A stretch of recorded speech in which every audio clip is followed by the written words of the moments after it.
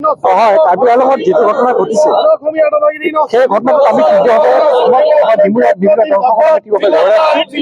কাৰণ খিলঞ্জীয়াৰ ওপৰত খিলঞ্জীয়া ভূমিটো তেওঁলোকে গৌৰৱ দিব পাৰে কিন্তু আমাৰ অস্তিত্ব ক'ত আছে তাতে চিৰিলেৰীয়া আমি সেইকাৰণে মই ভূমি সভাপতি হিচাপে অকল কাৰ্বি আংলঙ অসমত যিমানবোৰ বিজিয়া আছে ভূমি আছে তেওঁ বেদখলকে দখল কৰি তেওঁক অতিমুখী নিশ্চিত কৰিবলৈ আমি চৰকাৰৰ দাবী জনাইছো নহ'লে ইয়াতকৈ জংগী গোটেই অসমত গঢ়ি উঠিব চৰকাৰ হুঁচিয়াৰ আৰু মই এইখিনিতে সকলো খিলঞ্জীয়া ৰাইজক আমি অনুৰোধ কৰিছো অসমৰ বিভিন্ন কাৰ্বি আংলঙত যিটো ঘটনা ঘটি গৈছে তাকলৈ আমি প্ৰতিবাদ কৰিব লাগে কাৰণ আজি কাৰ্বি আংলঙত কৈছে আজি বিকশিত নহ'ব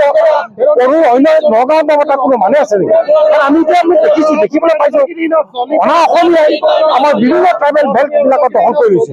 আজি তেওঁলোকক উচ্ছেদ কৰা নাই উদ্যোগ বিলাক আজি আমাৰ ডিব্ৰুগড়তে বিভিন্ন ধৰণৰ উদ্যোগ কলকাৰখানা মানে সৃষ্টি হৈছে কিন্তু অসম চৰকাৰে তেওঁলোকক উচ্ছেদ কৰা নাই তদুপৰি এতিয়া দেখিছো কাৰ্বি আংলঙত আমাৰ যিটো চিৰিলেৰীয়া ভূমি মাটি আজি অসম চৰকাৰ দিয়া হৈছে কোনোবা আদৰণি কোনোবা ডাঙৰ ডাঙৰ ইণ্ডাষ্ট্ৰী তেওঁলোকে দি আছে গতিকে আমি তেওঁলোকক চিৰিলেৰীয়া তেওঁলোকে ইণ্ডাষ্ট্ৰী দিবই নোৱাৰে কোনো কাৰণে ভূমি আছে উদ্যোগপতিসকলক ভূমি হিচাপে কৰিবই নোৱাৰে আমি যিহেতু এখন চৰকাৰে কৈছিল আমাৰ মাননীয় অসমৰ মুখ্যমন্ত্ৰী ডাঙৰীয়া তেওঁ কৈছিল যে আমাৰ অসমত জাতি মাটি ভেটি চৰকাৰ তেওঁলোকে গঠন কৰিব এনেকে তেওঁ জাতি মাটি ৰক্ষা কৰা চৰকাৰ নহয় একচুৱেলি তেওঁ জাতি মাটি আমাৰ ধ্বংসই কৰিছে তেওঁলোকে এতিয়া কৈছে সিদিনাখন অন্বেষণ কৰাৰ পিছত তেওঁলোকে কোনো ঘাট নহল যেতিয়া কোনোবাই মানুহে ধৈৰ্য চুটি হেৰুৱাই আমাৰে নিজৰ কাৰ্বি ভাইয়ে ঘৰ জ্বলাই দিলে কিন্তু ইয়াতকৈ দুখৰ বিষয় একো নহয় কি কাৰণত জ্বলাবলগীয়া হ'ল দুখৰ বিষয় গতিকে আমি তেওঁলোকক কৈছো তেওঁলোকে এতিয়াও তেওঁলোকে কৈছে মাত্ৰ তেওঁলোকে 900 ঘৰে তেওঁলোকে কাৰ্বি আংলঙত উঠাব আমি কৈছো অকল মিয়াখিনি উচ্ছেদ কৰি থাকিলে নহব ইয়াত ডাঙৰ ডাঙৰ বণিক গোষ্ঠী মাৰোৱাৰী তেওঁলোকে বহুত আছে আৰু অনা অসমীয়া কিছুমান বিহাৰৰ পৰা অহা সুদূৰ পশ্চিমবংগৰ অহা বা কিছুমান হিন্দু ভাষিকসকলেও কাৰ্বি আংলঙতে নহয় আমাৰ ইয়াতো তেওঁলোকে